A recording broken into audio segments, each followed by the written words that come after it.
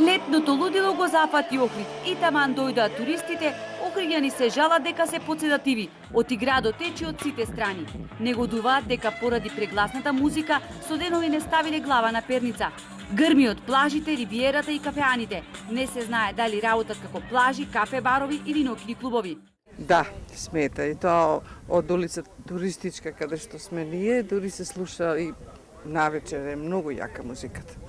Би требало малку да биде потивка, да не ремети мир на туристите кои што сакаат да се одморат.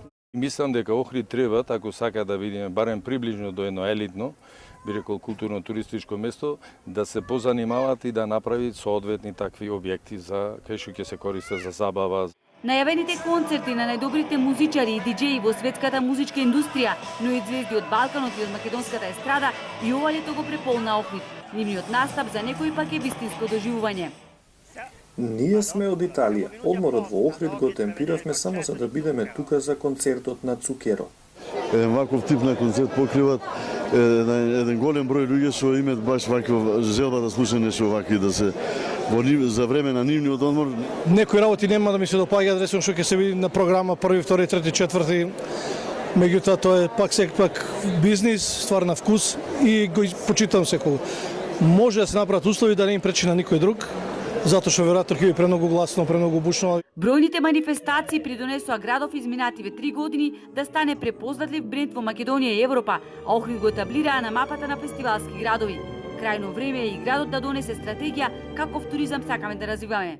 Градот мора да свати дека за нешто да добие, нешто мора и да изгуби, да има одредена толеранција за тие гужви што ќе се случуваат деновите за гласна музика и така натаму, затоа што едноставно туристичка сезона е, а Охрид не е бања.